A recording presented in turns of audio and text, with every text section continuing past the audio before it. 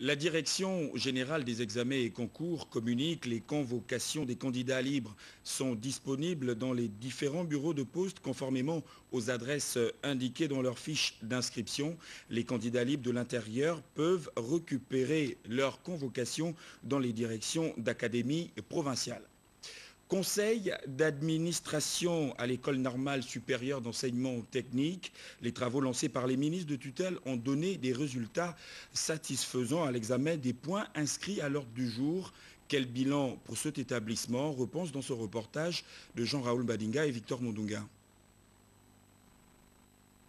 L'administration, le troisième du genre, était organisée à la demande de l'administration de l'ENSET avec pour objectif de dresser le bilan de fonctionnement du dit établissement dans sa forme et son fond, mais également se pencher sur les perspectives à venir et se conformer aux orientations nouvelles du gouvernement, soucieux de booster véritablement le secteur bois. Bilan administratif. On a débattu des textes organiques qui seront soumis à la tutelle pour les prochains jours. Au niveau du plan, sur le plan pédagogique, naturellement, c'est le système LMD qui a été à l'ordre du jour, un système LMD qui marche bien à l'ENSET et pour lequel nous ne pourrons tirer qu'une grande satisfaction par rapport au travail qui a été abattu par des collègues. Bien sûr, le plan financier, nous avons rendu compte de toutes les gestions. Au niveau de la gestion financière, elle est très remarquable. Nous avons fait beaucoup de réalisations. Plus de 8 heures de discussion et dans l'ensemble, une gestion satisfaisante. On peut retenir simplement du point qui nous a été fait par le directeur général, l'école normale de l'enseignement technique, que la gestion pédagogique, la gestion administrative et la gestion financière n'a pas été chose aisée, mais au regard des conclusions et de la situation qui nous a été présentée, je pense que le conseil d'administration a globalement été satisfait. C'est donc un véritable contrat de confiance renouvelé par l'équipe aux affaires à l'ENSET et pour les prochaines années, l'on attend de la part du gouvernement la mise en application des recommandations de ce conseil d'administration. Politique, à présent, le non-report des élections législatives suite à la décision de la Cour constitutionnelle et du gouvernement de la République, la société civile s'implique. Voici la réaction de l'ONG Brain Forest. Son président, Marc Ona, est au micro d'Alain-Christian Oula. Soit associé à tout le processus de la confection de la liste électorale parce qu'il faut une révision de la liste électorale qui pose problème. Moi, je ne peux pas comprendre qu'un pays comme le Gabon, 1 million d'habitants, avec 600 000 électeurs, ne puisse pas depuis 20 ans, ne puisse pas arriver à confectionner un fichier électoral fiable qui trouve l'assentiment de toutes les parties. Tout le processus de mise en place des instances qui vont gérer ces élections. Et enfin, le scrutin. Je résume.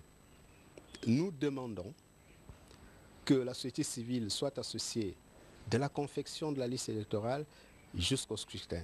Cela permet effectivement de nous avons la capacité de déployer des observateurs sur toute l'étendue du territoire. La biométrie n'est qu'un élément de la transparence électorale. Il peut y avoir biométrie s'il n'y a pas une volonté d'organiser des élections transparentes. Nous savons comment les hommes politiques manipulent toujours des humains. Ce sont les humains qui vont confectionner la biométrie, qui vont mettre en place la biométrie. Et ce sont ces mêmes humains, ici, s'ils sont animés par une volonté de ne pas organiser les élections transparentes, ces élections ne seront pas transparentes. Tombée des rideaux des premières journées d'amitié organisées par le Rassemblement pour le Gabon de Paul Mba à Bessol, le président de cette formation politique a appelé les autres partis politiques à signer la charte de la majorité républicaine. Pour le président du RPG, l'heure n'est plus au discours, mais à se mettre au travail en posant des actes qui répondent aux attentes des populations accablées par beaucoup de mots. Le peuple a faim. Que faisons-nous? Le peuple meurt des maladies qui viennent de l'eau. Que faisons-nous? Beaucoup de Gabonais sont sans logis. Que faisons-nous? Beaucoup d'enfants ne vont pas à l'école. Que faisons-nous? L'analphabétisme est revenu au galop. Que faisons-nous? Nous gagnons de l'argent avec le pétrole, avec le bois, avec le manganèse, avec l'uranium, avec les diamants. Qu'en faisons-nous?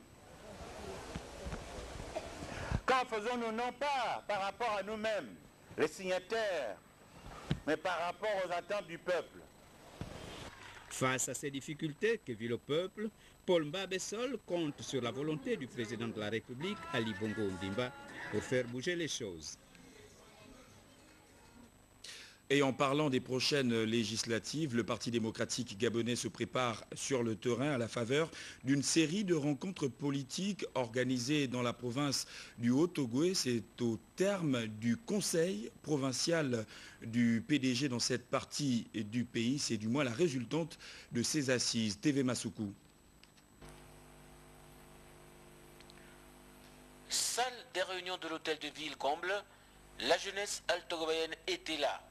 Une réaction prompte suite à l'appel lancé par le délégué provincial UJPDG Syriac Mvourandiami, dont l'action politique, action vivante, vient de se matérialiser par l'obtention de 25 bourses en faveur des jeunes. 10 pour la formation à auto-école, 10 au centre de formation et de perfectionnement professionnel Fidèle Andjoa Ondimba pour les métiers de l'industrie et 5 à la chambre de commerce pour les métiers du tertiaire. Une véritable chandelle saluée par tous dans la cité. Paul Okumba de Kwatjege, grand notable et ancien d'État, apprécie à sa juste valeur l'initiative de la coordination provinciale de l'UJPDG. Et ça va nous permettre d'avoir une formation adéquate, c'est-à-dire on ne forme plus uniquement pour former, mais on forme des jeunes qui seront tout de suite mis sur le marché du travail. Les travaux de ce conseil provincial de l'UJPDG ont permis aux délégués provinciaux de fixer les uns et les autres sur le bien fondé de cette action. Nous avons décidé de mettre la jeunesse sur les rails de l'excellence, notamment en mettant à leur disposition des formations qui pourront justement les rendre aptes à soutenir ce programme très ambitieux des camarades historiques. Une action que la coordination provinciale de l'UJPDG inscrit dans la durée, stratégie à long terme dont les fruits de l'émergence sont perceptibles à travers le pays. Et pour la boucle de ce journal, une note triste à retenir. Le cinéma gabonais en deuil. Charles Mensa, producteur et coproducteur, vient de tirer sa révérence à l'âge de 63 ans. Le plus grand cinéaste gabonais a reçu aujourd'hui les hommages dus à son rang. Point final à cette édition d'information. Merci de l'avoir suivi. Merci à toute l'équipe d'antenne conduite par Christian Olélé pour la réalisation de ce journal. Merci à vous de rester fidèle à la première chaîne de télévision gabonaise.